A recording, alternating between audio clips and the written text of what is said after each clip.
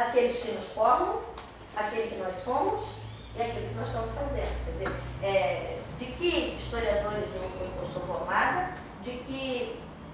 E a minha própria atividade, aí nós entramos no terreno da história, na minha própria atividade reflexiva sobre o meu fazer. Quando eu peço, me ajude a analisar meu discurso, por favor.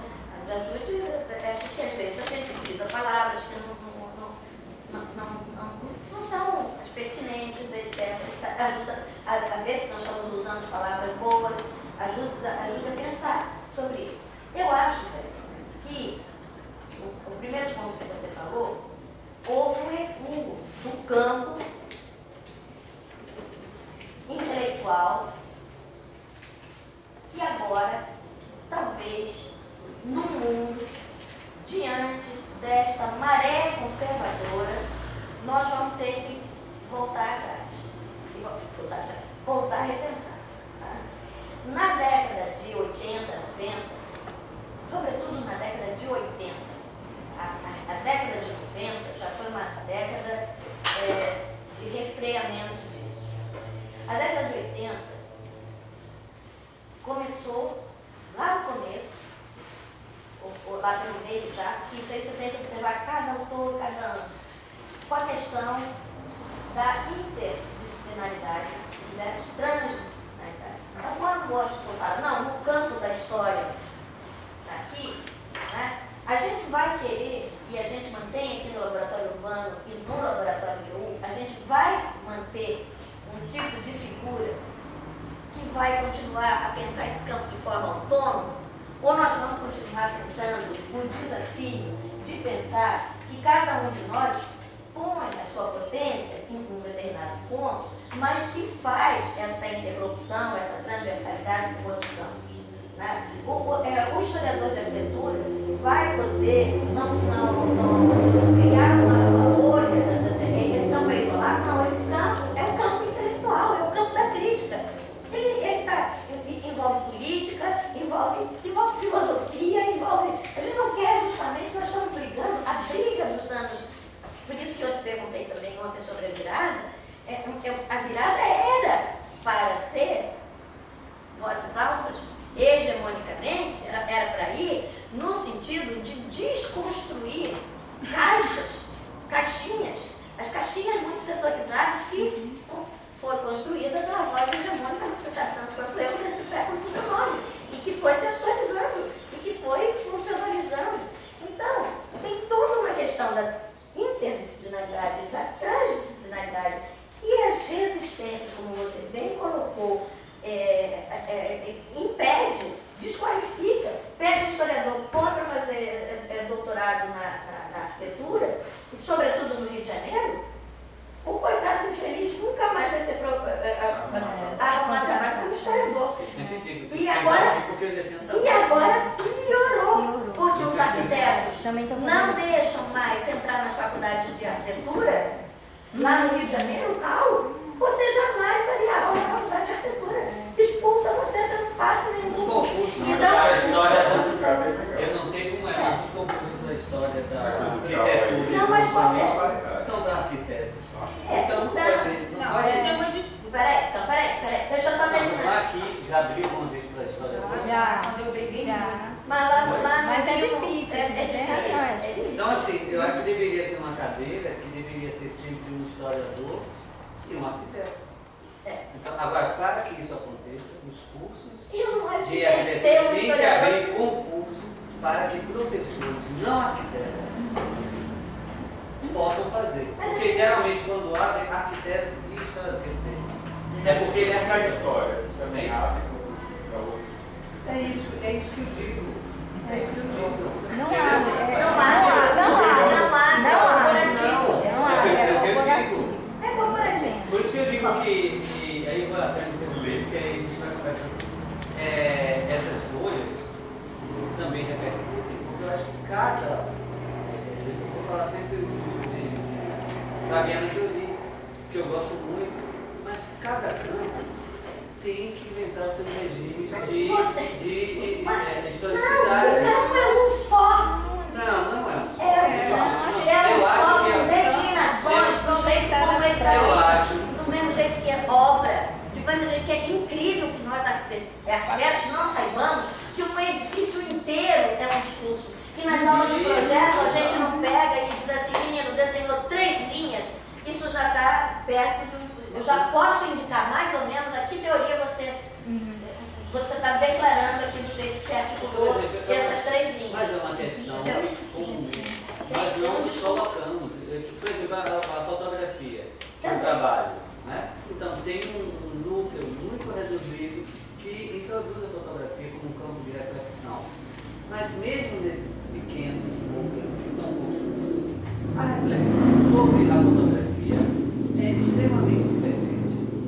Extremamente divergente. Que isso é uma... Eu queria falar uma coisa, porque, olha, são 13 horas, eu não sei até que horas vocês vão ter.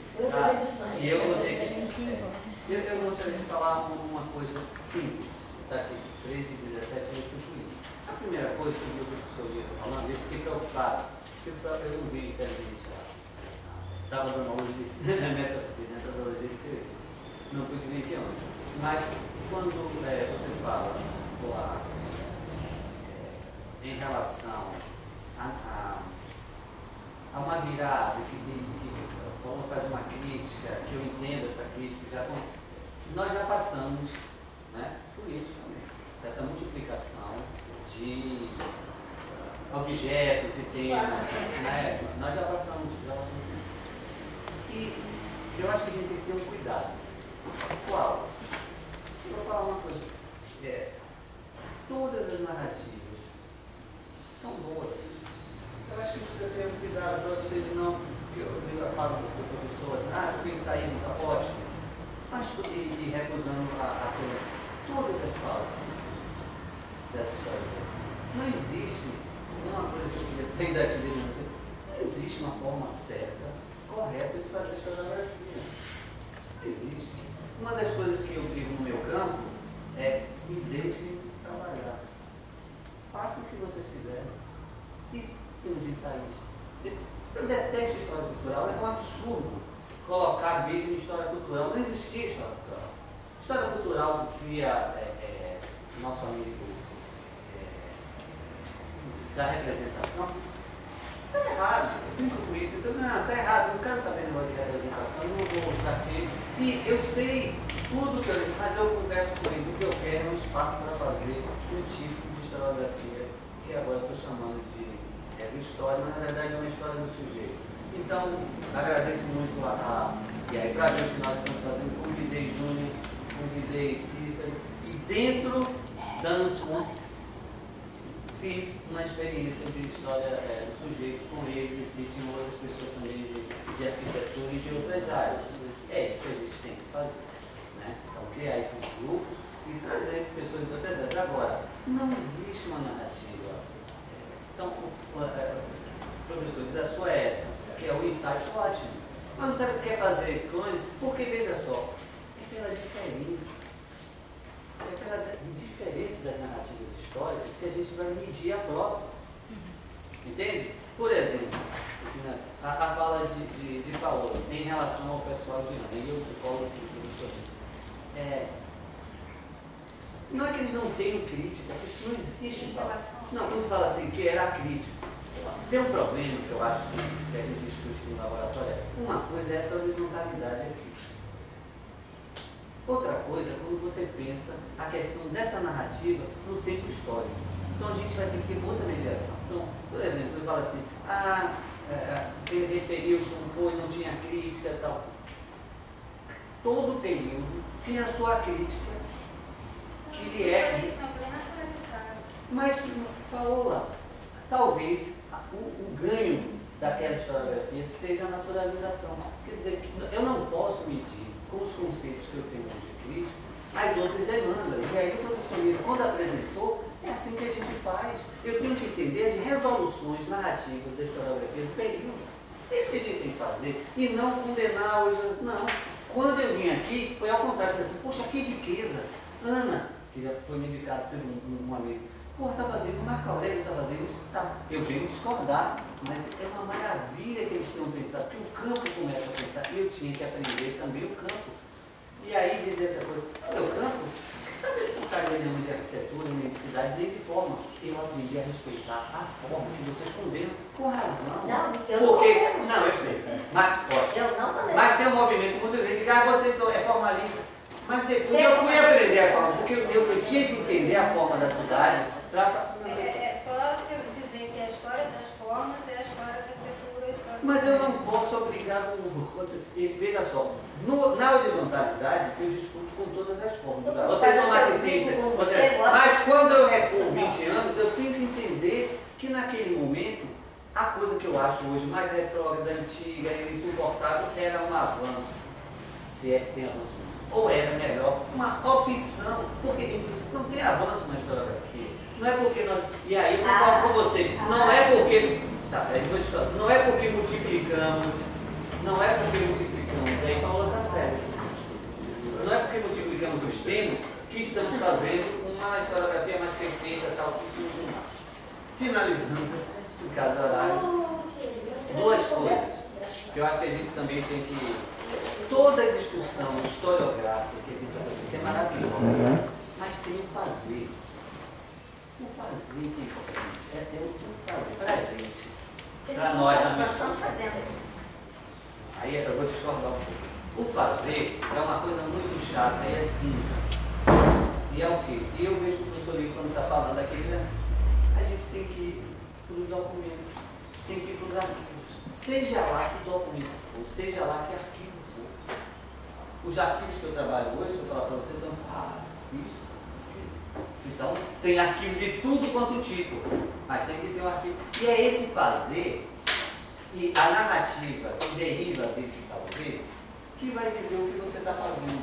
Apesar de que eu estou fazendo uma história, estou fazendo uma genealogia Foucaultiana, eu estou fazendo nova história, mas quando eu vou para os meus documentos e eu faço a narrativa daquilo que eu pesquisei, pode ser outra coisa. Não garante essa discussão. Essa discussão teórica não garante o que vai sair depois. Porque depois a gente vai estar fazendo uma história mais antiga do mundo. Se a gente está vivendo. Posso falar uma coisa? Só uma coisa para eu terminar. Que você falou. Só uma coisa. Isso. Não, tipo. Posso você ouvir? Meus alunos, assim, eu quero participar, eu gosto de representação. Você quer trabalhar isso? Você sabe que eu não trabalho. Você quer fazer? Faça. Eu estou com uma banca agora que eu orientei dentro do que eu chamo de história do sujeito, a partir de cartas e diários.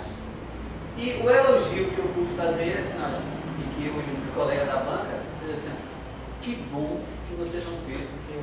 Ele fez todo o contrário, mas fez um ótimo trabalho de história, que vai ser, tem uma área específica, um lugar específico, uma geografia, tem uma geografia, que diga assim, não vai para o Unicamp, isso aqui não vai para. Se fez um aluno meu que trabalha com Foucault, não entra aqui. O de história daqui, não entra. Qual é o problema? Mas tem dois professores aqui que podem ser que eu orientem. O resto, mas não. Foucault aqui não entra por isso, porque história social é ponto. Eles fazem melhor do que eu? Não, é um tipo. Eu aprendo com eles e espero que um dia eles aprendam. Então, assim, não há uma narrativa. E por último, documentação nova e documentação. Olha, só tem dois problemas, só tem duas maneiras da historiografia caminhar. Né? Primeiro, surgiu uma documentação nova, acho maravilhoso quando surge alguém diz, olha, eu posso fazer isso. Eu estou fazendo agora a mesa branca, eu tenho um aluno que fez assim, professor, eu quero trabalhar com uma bibliografia nova, vai ser ótimo. Eu quero trabalhar com colônia. Eu não trabalho com colônia, escravidão, tem um professor que trabalha aqui. Não, mas ele não quis. Ele tá, então me diga, eu quero trabalhar com a escravidão vista pelos livros psicografados do espiritismo, que eu sou espírita. Aí eu falei, maravilhoso, maravilhoso, a gente vai juntar todos. Eu quero saber como é que esses caras imaginam mesmo. Como é que eles narram, né? Aí eu falei, não, professor, mas eles não narram, não, eles viveram e eles estão, é o testemunho. Aí eu não posso. Porque eles queriam como testemunho, entendeu? E aí, coitado, ele está rodando, ninguém aceita ele, porque ele quer a psicografia como testemunho, e não como uma narrativa sobre o acontecimento.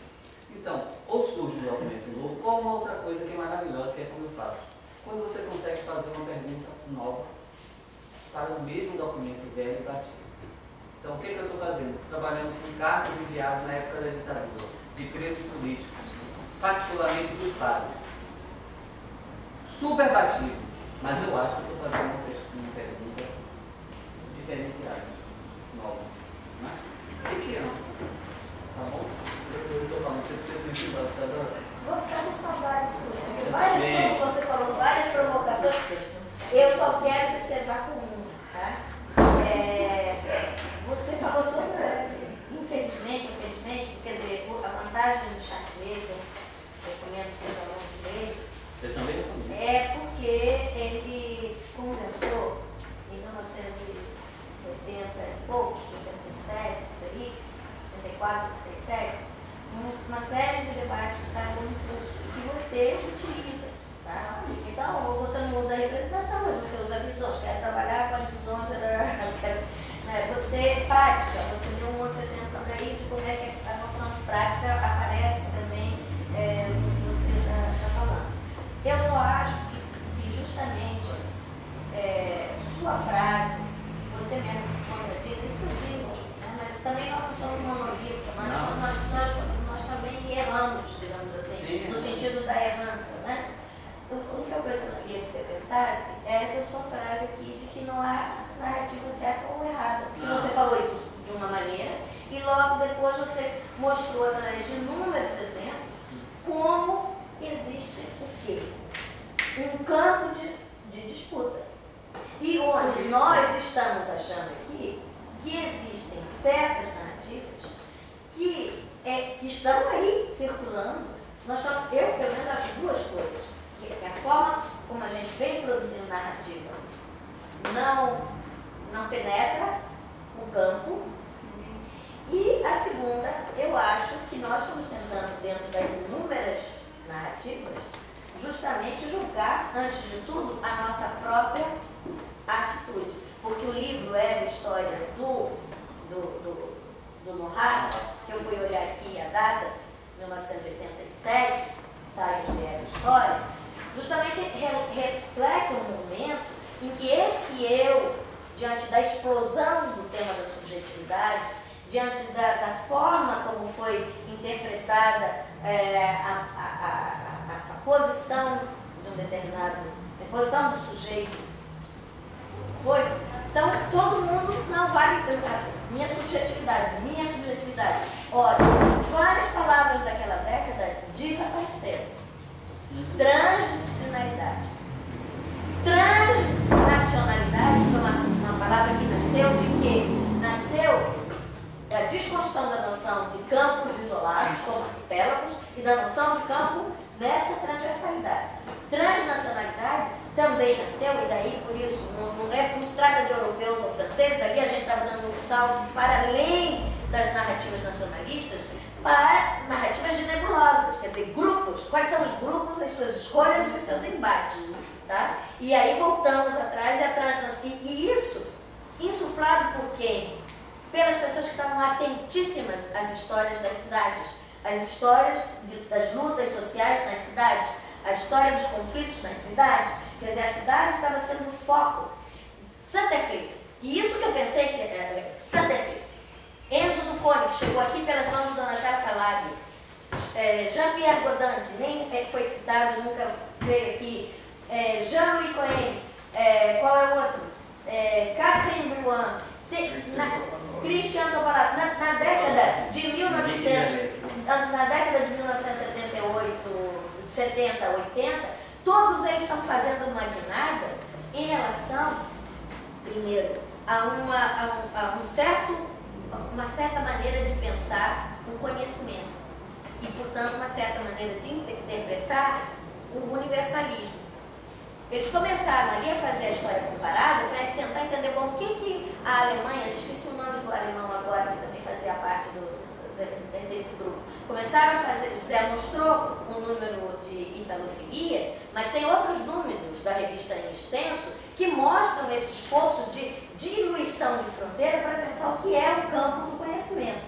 E ali juntando gente com formações diversas, nas ciências humanas e nas ciências sociais. Então, quanto mais narrativas, entendeu? Quanto mais narrativas, eu sei, você vai para o seminário de história. E eu vi o que as pessoas estavam fazendo lá. Eu fui em Vitória, fui em outros lugares, fui vendo, sabe, entendendo como é que a biografia entrava, como é que essa história dos engenheiros, né, também apareceu a história dos engenheiros. É claro que a gente tem críticas entre um e outro, mas essas narrativas, né, elas compõem daqui uns 50 anos, alguém que dessa. Porque, veja só, quem leciona historiografia, quem trabalha com historiografia, eu vi esse prazer em ler para isso. Eu tenho prazer em ler, por mais absurdo que seja, racista, não sei o que lá, eu tenho prazer em ler aquele do século XIX, como é que ele estava articulando. Se o cara é positivista, o 18 do Brumário, né, a forma de trazer classe social, eu tenho prazer em ler, porque, falar uma coisa, é sempre absurda, não é? Então, o ensinamento do Vini ou do... É sempre absurdo as formas como a gente se pauta para narrar a questão da temporalidade. É sempre absurdo. Não tem o olho de Deus que seja correto. Então, nos erros nós vamos aprendendo, nas diferenças. Não é? Entendeu? É isso. Com certeza. Eu só acho que Mas se vai eu embora. estou, por que você vai terminar? É porque agora, olha. É que eu terminou. Pois é.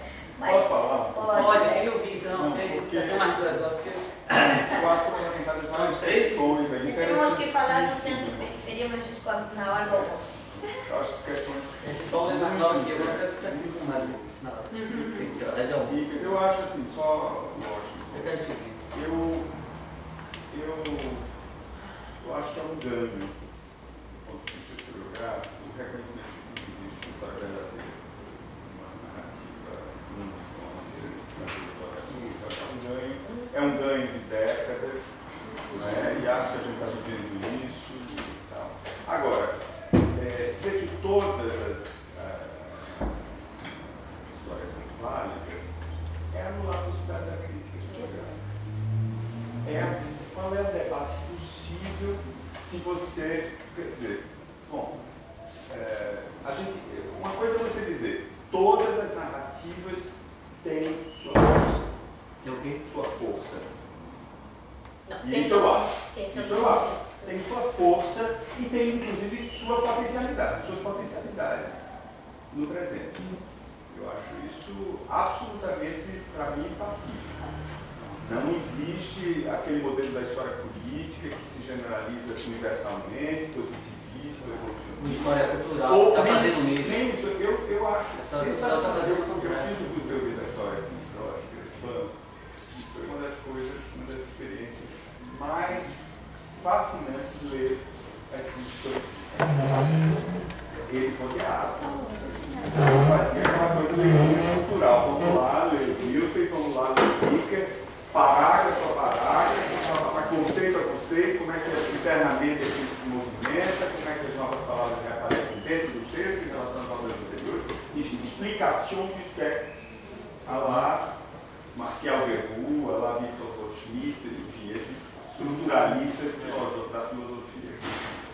Foi incrível. Agora, e acho que o problema, acho que os historicistas nos ensinam muita coisa, inclusive o problema nisso da anacronismo. Acho que, de fato, eles que estabelecem definitivamente a necessidade do deslocamento em relação às linguagens, em relação às mentalidades, em relação às perspectivas do mundo, daquele momento que estamos observando. Eu acho que isso é um ganho sensacional em relação à história evolucionista, do progresso, positivista, que está sempre lançando esse olhar para o presente e os seus compromissos com o futuro para examinar qualquer fato histórico. Então podemos falar da coisa da escravidão de qualquer maneira, ou podemos falar da coisa do nazismo de qualquer maneira, dependendo dos nossos interesses, sem nenhum problema de anacronismo, sem nenhuma moral anti-anacrônica. Né? Eu acho que essa prevenção anti-anacrônica dos historicistas é uma missão maravilhosa, eu acho generosa, até do ponto de vista do historiador, essa capacidade de deslocamento.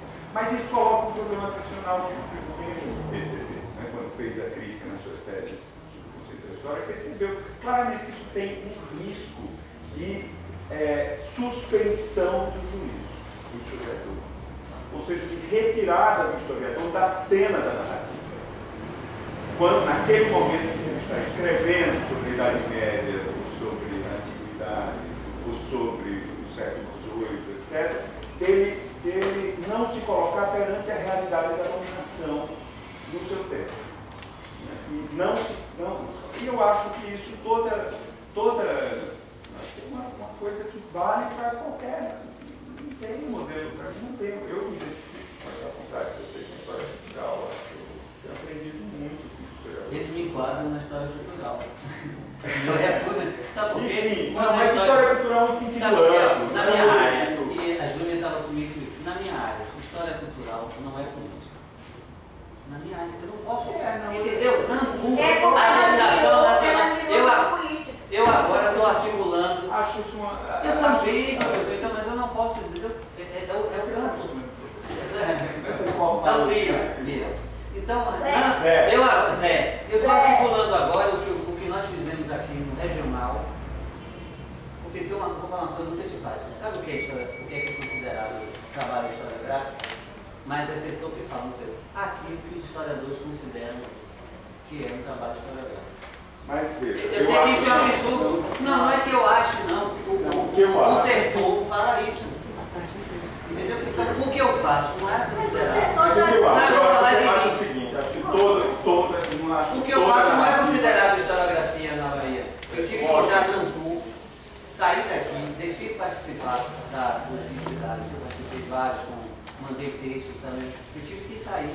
Olha, para você ter uma ideia, eu estou abismado como você não aceitou orientar esse menino sobre psicografia. Não, eu aceitei, mas só queria. Eu estou abismado, para você ter uma ideia de como eu acho que há múltiplas possibilidades, eu também tenho dúvidas. De fato, assim, o que Levi-Strauss faz a respeito dos mitos indígenas, para mim é história. Para mim também. Para mim é história. É uma coisa, quer dizer, o mito. Essa história de que mito e história são dois discursos absolutamente desconciliados, eu acho que não é isso. História é ficção. História é ficção. Eu acho que por mais que isso possa dar em nada, uma tese sobre essas narrativas psicografadas do passado, possa dar em nada, pode dar em coisas incríveis. Mas ou seja, o que eu estou dizendo, existe boa história e má história em qualquer campo, independente das nossas filiações teóricas, independente das nossas filiações, como chama, as caixinhas, né? Se eu faço da economia. Eu acho que tem uma história econômica, sim. Acho que tem ótima história econômica. Acho que tem ótima história política. Em todos os campos. Às vezes tem história política com as quais eles têm divergências totais e que, no entanto, me permitem pensar. Ou histórias da arquitetura com as quais eu tenho divergências enormes, mas que me dão elementos, inclusive, para criticar. Novos patamares de crítica, que a gente, ou às vezes não é nem uma coisa de patamar de crítica, às vezes é uma informação histórica que ajuda a gente a montar quadros. Então, eu não tenho dúvida, Carlos Lemos, né? Você me falou que vai fazer uma tese sobre o Carlos Lemos. Eu acho que Carlos Lemos, a gente lê o livro do Carlos Lemos, tem inúmeros problemas. Tem inúmeros problemas que são problemas geracionais, tem inúmeros problemas que são de instituições profissionais, tem inúmeros problemas que vêm de uma filiação culturalista, tem inúmeros problemas que vêm dos próprios objetos aos quais ele se dedicou. Agora, tem coisas que eu aprendo, aquele livro Cozinhas, etc., a tese de docência dele, é uma coisa inclassificável no Brasil. É difícil de colocar aquilo dentro. Como é que aquilo foi feito em 1972? Quando aquilo não estava, ou o espírito das roupas, como o espírito das roupas da Gilda, né? É uma coisa que é maravilhoso, você vê, é inclassificável dentro do Brasil. É uma coisa que antecede o Roland Barthes, é uma coisa que antecede a história da moda na Europa. Você já está respondendo aquela parte. Ao mesmo tempo, eu acho que o Carlos não quer nem saber de gênero, questões de gênero. Aí ele, é uma coisa, a gente chamou ele para um seminário que a gente fez de gênero, esse livro que vai ser lançado, fazendo já uma propaganda. Segunda-feira a gente está lançando o livro Domesticidade, Gênero e Cultura Material. E ele fez, vocês vão ler o texto dele lá, eu espero. Mas enfim, a gente chamou, veio para ele, gênero, José. Eu vou falar de gênero, não escrevi sobre, você escreveu sobre cozinhas. Cozinhas faz 20 anos que a historiografia de gênero na arquitetura não para de falar de cozinhas. Eu queria final fez um texto exatamente como ele sempre fez, sem nenhuma preocupação com gênero, papapá. Escreve bem pra caramba. É uma coisa assim. Então você aprende certas coisas. Você pode aprender que aquilo que tem um insight. De onde ele tirou isso? Ele tirou de Gilberto Freire. Ele não tirou de gênero coisíssima nenhuma. E ele nem se deu conta das questões que a psicanálise estava levantando para Gilberto Freire, nos anos 20. Né? Então, o feminismo estava levantando, o feminismo nova-iorquino, onde ele está vivendo, ele escreve um jornal sobre essa nova onda feminista aqui em Nova York, e isso aparece nos livros de Gilberto Freire, que ele, eu como todo historiador da arquitetura, lia, né? Do Brasil. Né? E, no entanto, ele faz muito mais do que Gilberto Freire fez sobre aquele espaço da economia doméstica, sobre aquele espaço das indústrias domésticas. Eu tenho recebido alunos falando, professor, eu quero fazer uma pesquisa sobre mulher, mas eu não quero a categoria de gênero. Então não precisa.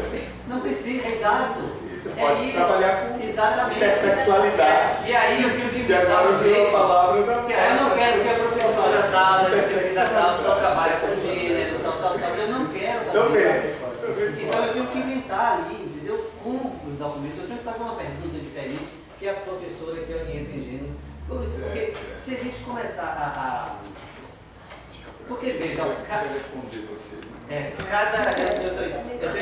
cada marcador desse de gênero, de raça, de cultura, tal, é o nosso espelhamento contemporâneo. Eu não posso me inebriar muito com isso. Porque quando eu vejo em outras épocas o que eles escolheram era tão absurdo quanto gênero, raça e cultura. Entende? Não tem nada que diga que é isso, que é esse momento, que é um avanço em relação a isso. Porque em outras épocas tiveram outras escolhas e eles achavam a mesma coisa. Então eu tenho que recuar, não tenho que ir lá por 50 anos e falar assim, mãe, que racionalidade? Não tem racionalidade nenhuma. São opções, talvez opções políticas, que num determinado campo pode abrir uma pesquisa, mas se fossem outras questões, como psicografia, literatura, também iam abrir um buraco nesse mundo, digamos assim, da representação. Eu não posso me encantar muito. Claro, mas agora eu acho que eu estou entendendo que a discussão, a discordância de Margarete e Paola com relação ao que eu disse, ao que Washington falou. Né? Talvez eu esteja entendendo com esse exemplo do mito, né? Com esse exemplo da psicografia. A história Quer dizer, o que é um testemunho oral ou escrito, mas que vem de uma experiência concreta ou espiritual. Né? Seja,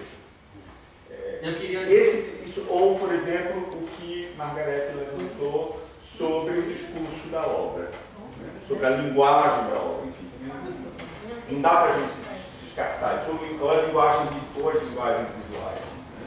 Que história, ou que mobilizações do passado, aqueles testemunhos visuais construídos, mitológicos, orais, etc., estão produzindo que não são na forma de um texto. Né? Eu acho extremamente acho pertinente, acho produtiva essa investigação. Sim. Eu não fiz.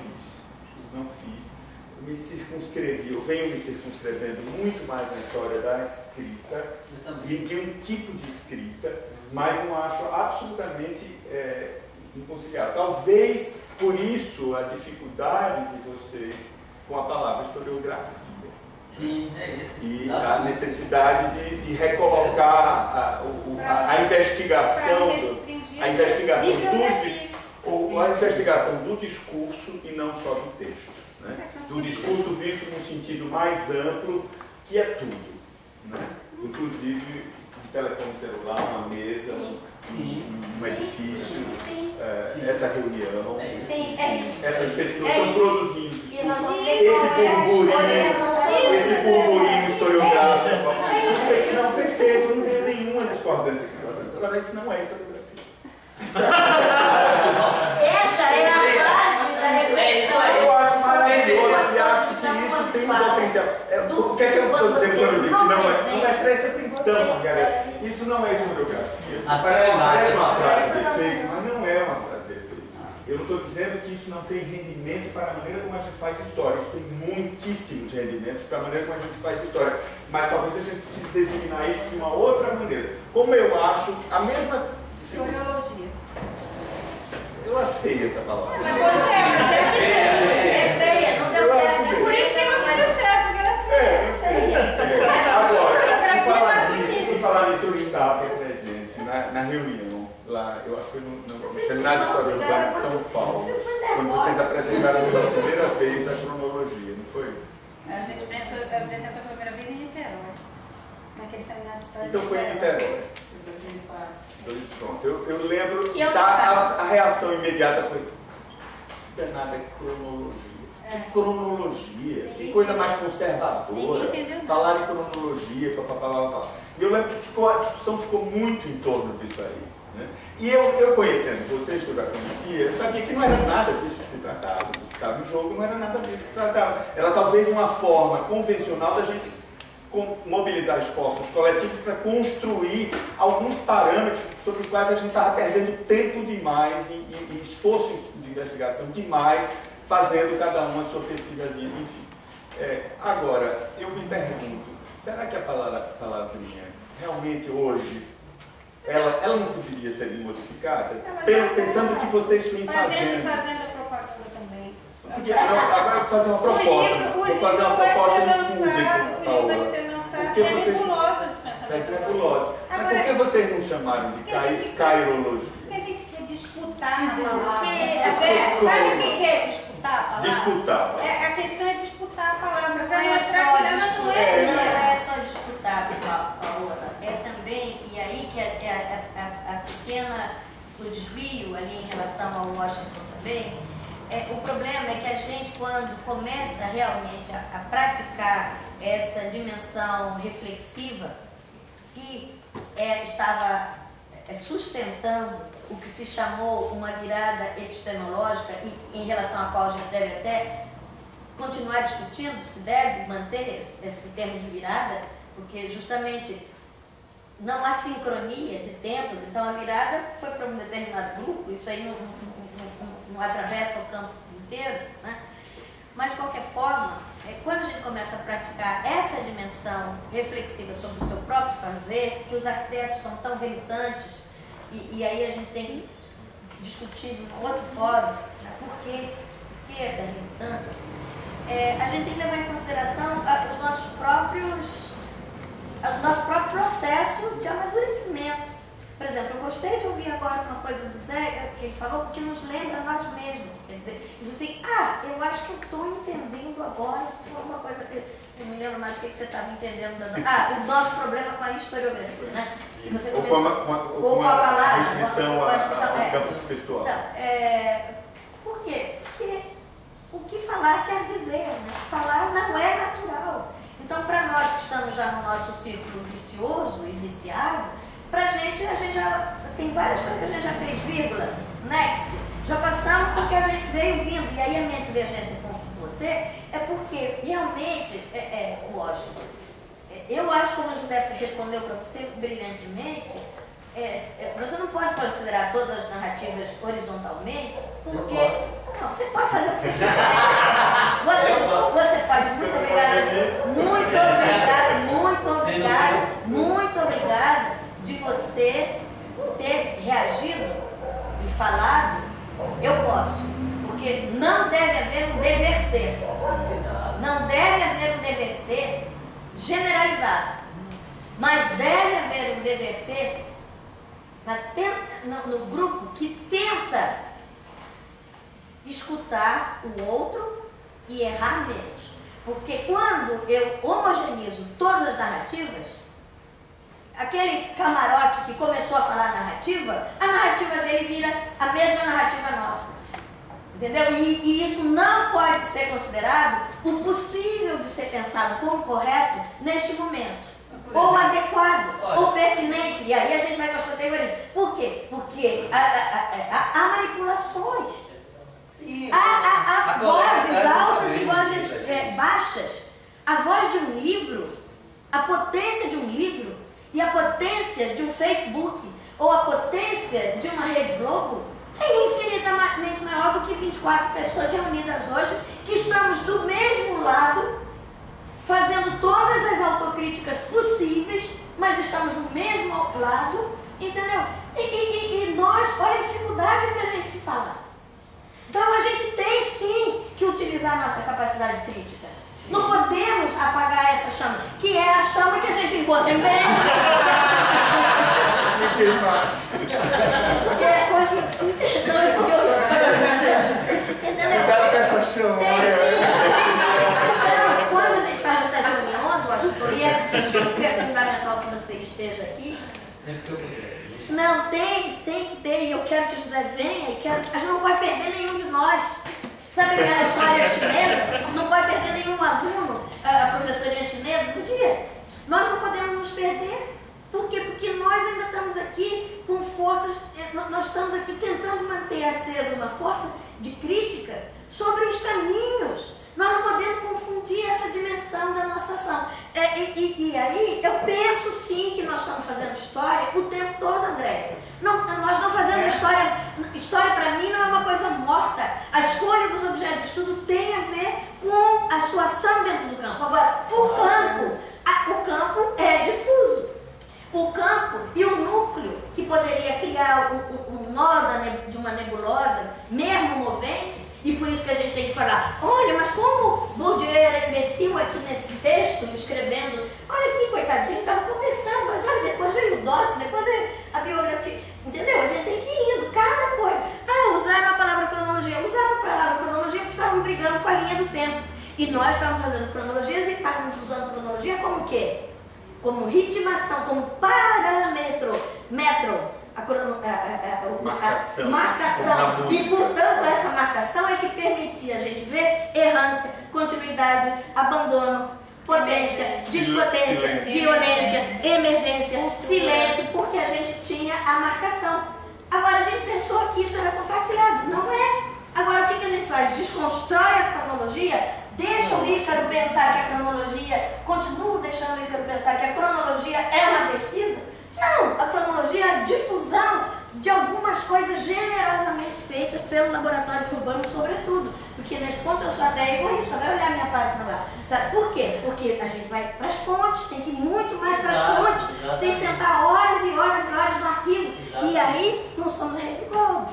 Aí, as nossas vozes, o que a gente tenta fazer, não chega no primeiro plano, entendeu? E mesmo entre nós. Então, desculpe, eu fico assim apaixonada, porque para mim, isso daqui é ação. Não há sincronicidade mas há diferença entre pensar e agir, por isso que é importante meu caro Chartier, porque pensa que não há imediatez entre o que eu penso e o que eu faço. Às vezes eu penso, demoro para agir, outras vezes eu ajo. Eu sou um corpo que pensa, mas acontece que eu separo às vezes essas coisas. A gente já discutiu, Fabiana tem coisas escritas magníficas sobre isso. Eu separo essas coisas só para prestar um pouco mais de capacidade crítica, de amplificar esse ajuizamento. Mas não há essa separação, tá? Então, eu preciso fumar o meu cigarro, senão eu fico assim, passional, igual apaixonada. Tem duas formas da gente fazer aqui. Essa, que é super pertinente, que a gente está fazendo aqui, conversando, escrevendo sobre teoria e tal, mas tem uma outra que eu acho, a meu ver, que eu gosto, mas é quando você faz o seu próprio trabalho, história da e coloca para os colegas, entendeu? Então, assim, são esses dois níveis. Eu penso a teoria, o estudo da historiografia, super importante. Mas quando você faz uma pesquisa e você publica aquela pesquisa, você coloca aquela pesquisa, você orienta alguém naquela pesquisa e está seu nome ali, você também faz esse tipo de crítica sobre um outro termo. Porque enquanto nós todos aqui historiadores, além da produção teórica, a gente tem um outro tipo de produção, que é essa, com o documento, com os nossos objetos, como nós trabalhamos isso, quais as perguntas que nós podemos fazer. E por isso que eu sempre fui solidário a você, como disse, a minha parte da cronologia está em branco, porque o nosso fazer, para citar dois caras, é cinza. De acordo com o documento, você tem que parar, demora. Né? Eu posso estar achando que estou fazendo uma historiografia, tal, e depois só fiz uma biografia. Tá, falhei. Mas foi o que eu consegui fazer naquele momento. Né? Ah, você queria fazer uma história de gente, você está fazendo uma história biográfica. Falei, porque esse trato é o risco que nós estamos, eu e Júnior, né, mais Cícero e outro, tentando fazer uma experiência. Né? E foi incrível o que você falou aí, né?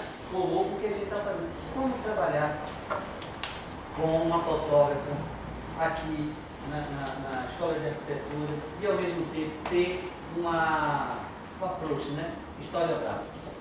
Né? Porque a historiografia só vem no final. Não tem isso, né? Só vem no final. Eu posso dizer que está fazendo historiografia e tal, mas não está fazendo, é depois, é um resultado, né? É uma narrativa, falando, uma narrativa, ela não é, eu já falei isso, ela não nasce, não tem nada aqui. O que é que vai definir que uma narrativa é historiográfica ou não? Né? É a questão que a gente está levantando aqui. Então, nós estamos fazendo uma experiência e pode ser de erro, entendeu? Mas a gente está tomando todos os cuidados possíveis. Será que a gente vai conseguir fazer sobre essa fotógrafa? Né? E que seja uma historiografia da cidade, com imagem, com fotografia, com arquivos, né? Com documentos e riscos, notas. A gente está levantando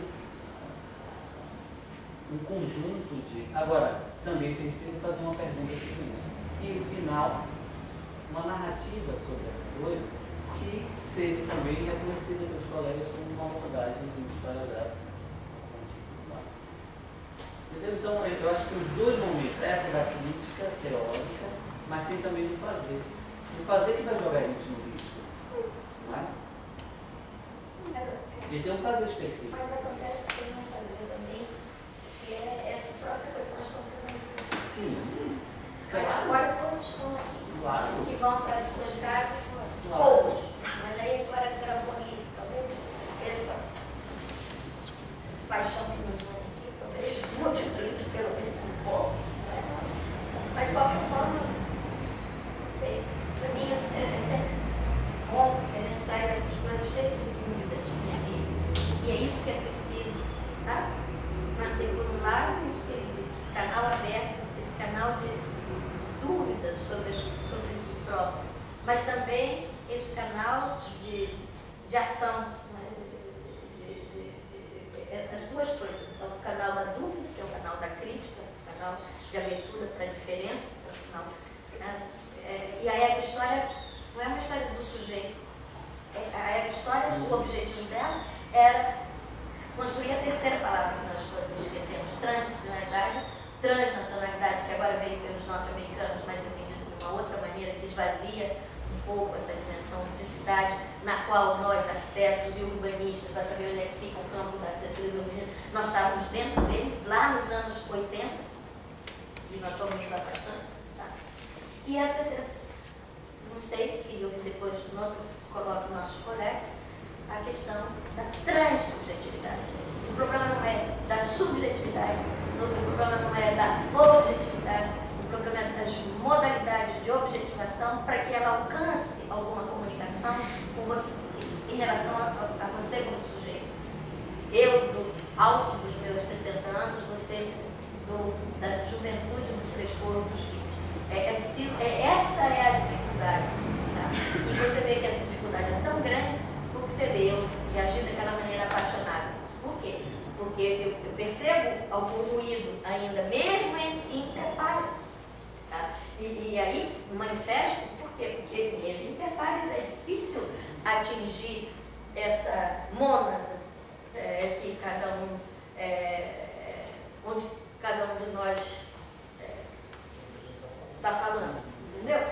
Então esse é o drama, mas esse é o esforço, por isso que a Paola também utilizou várias vezes. A gente vem tentando, que era outra palavra além do por trás que eu queria falar, a gente vem tentando, a gente vem ensaiando e a gente vem tentando manter entre nós, com a ajuda de cada um de nós, por isso que eu falo que a presença de todos vocês aqui, ela é fundamental para todos nós, para mim pelo menos, porque ela nos ajuda a perceber onde é que essa transsubjetividade ela encontra ruído. Por quê? Porque pelo menos com você não preciso falar com o camarote, ou talvez até dedo, não sei, mas